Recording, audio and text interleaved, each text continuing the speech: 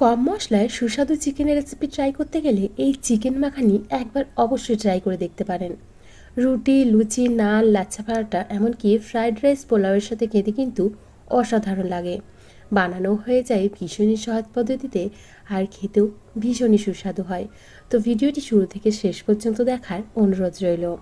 প্রথমেই আমি এখানে নিয়ে নিচ্ছি একটা প্যানের মধ্যে 2 চামচ পরিমাণে সাদা তেল, সাথে দিয়ে দিচ্ছি একটা ছোট কিউব বাটারটা নিয়েছি এখানে 1 চামচের মতো।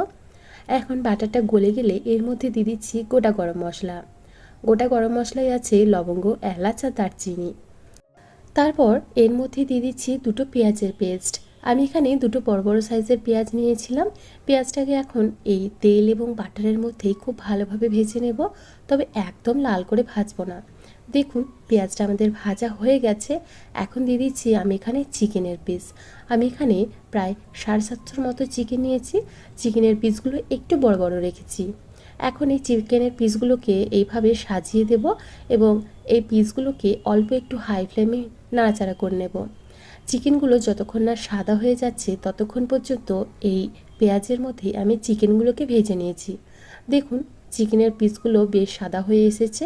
এখন এর মধ্যে যোগ করে দিচ্ছি আদা, রসুন এবং কাঁচা লঙ্কার পেস্ট। আমি এখানে বেশ কিছুটা আদা, সমপরিমাণ রসুন এবং কাঁচা লঙ্কা ব্যবহার করেছি। আপনারা নিজেদের মাংসের পরিমাণ অনুযায়ী এখানে কাঁচা লঙ্কা, আদা এবং রসুনটা ব্যবহার করে নেবেন, আর ঝালটা অবশ্যই নিজেদের পছন্দ অনুযায়ী ব্যবহার করবেন। এখন সমস্ত কিছু খুব ভালোভাবে একসাথে কষিয়ে নেব। তারপর এখানে ব্যবহার করছি গুঁড়ো মশলা। দিয়ে দিলাম কাশ্মীরি লাল লঙ্কার গুঁড়ো, অল্প একটু চিলি ফ্লেক্স ব্যবহার করলাম। দিয়ে দিচ্ছি 1/2 চামচ পরিমাণে ধনে গুঁড়ো, 1/2 চামচ জিরে গুঁড়ো। এখন খুব ভালোভাবে আবারও একটু নাড়াচাড়া করে নেব, যাতে গুঁড়ো মশলাগুলো পুড়ে না যায়। আমি এখানে হলুদের ব্যবহার করছি না, আপনারা চাইলে কিন্তু অল্প একটু হলুদ ব্যবহার করতেই পারেন। এখন দিয়ে দিচ্ছি পরিমাণ মতো লবণ। লবণটা আগে ব্যবহার করিনি, কারণ হচ্ছে লবণটা দিয়ে দিলে মাংসটা জল ছাড়া শুরু করবে।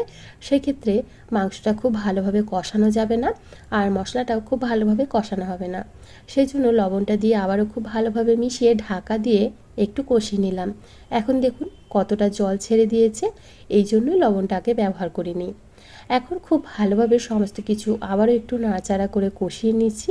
দিয়ে দিচ্ছি এখানে টক দই। আমি এখানে 1/2 কাপের মতো টক দই ব্যবহার করেছি ফেটিয়ে। এখন খুব ভালোভাবে আবারও একটু মিশিয়ে নিচ্ছি। খুব ভালোভাবে সমস্ত কিছু একসাথে মিশিয়ে নেব। চিকেনের এই রেসিপিটি কিন্তু অন্যান্য রেসিপির মতোই খেতে ভীষণই সুস্বাদু হয়। অবশ্যই একবার ট্রাই করে দেখতে পারেন। এখন দিয়ে দিলাম গোলমরিচের গুঁড়ো এবং দিয়ে দিচ্ছি সামান্য পরিমাণে চিনি। চিনিটা আপনারা অবশ্যই নিজেদের পছন্দ অনুযায়ী ব্যবহার করবেন। টেস্টটাকে ব্যালেন্স করার জন্য এখানে চিনিটা ব্যবহার করেছি। তারপর খুব ভালোভাবে আবারও সমস্ত কিছু একসাথে নাড়াচাড়া করে মিশিয়ে ঢাকা দিয়ে মশলাটাকে আরও ভালো করে কষিয়ে নেব। মনে রাখবেন, মাংসের মশলা বা যে কোনো মশলায় যত ভালোভাবে কষানো হবে রান্নার টেস্ট কিন্তু ততটাই ভালো আসবে।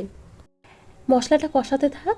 অন্যদিকে একটা প্যানের মধ্যে আমি নিয়ে নিচ্ছি একটা ছোট কিউব বাটারটা সম্পূর্ণ গলে গেলে এর মধ্যে ফোড়নে দিয়ে দিচ্ছি 1/2 চামচ পরিমাণে গোটা জিরেটাকে বাটারের মধ্যে খুব ভালোভাবে ভেজে নিয়েছি।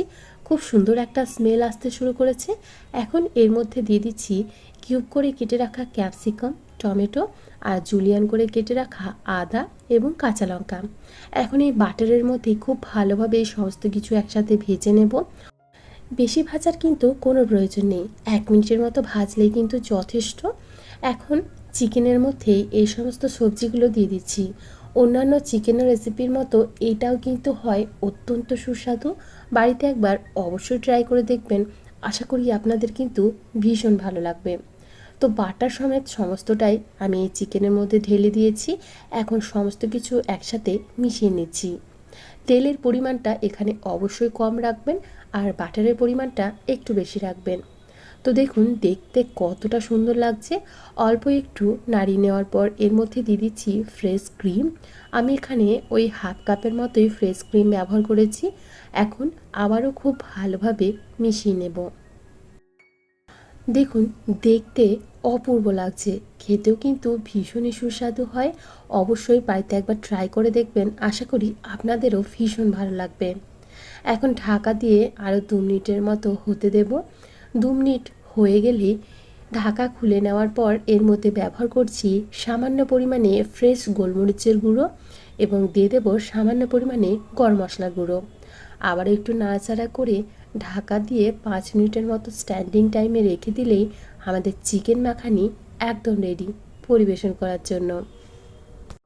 তৈরি আমাদের সুস্বাদু চিকেন মাখানি। ভিডিওটি ভালো লেগে থাকলে অবশ্যই একটা লাইক করে দেবেন এবং আমার চ্যানেলে নতুন বন্ধু হয়ে থাকলে চ্যানেলটিকে সাবস্ক্রাইব করে আমার পাশেই থাকুন। আজকে তাহলে এখানেই বিদায় জানাচ্ছি। আবারও হাজির হয়ে যাব অন্য কোনো দিন অন্য কোনো রেসিপি নিয়ে। ভালো থাকবেন, সুস্থ থাকবেন এবং ভিডিওটি সম্পূর্ণ দেখার জন্য আপনাদের সবাইকে অসংখ্য ধন্যবাদ। বাই।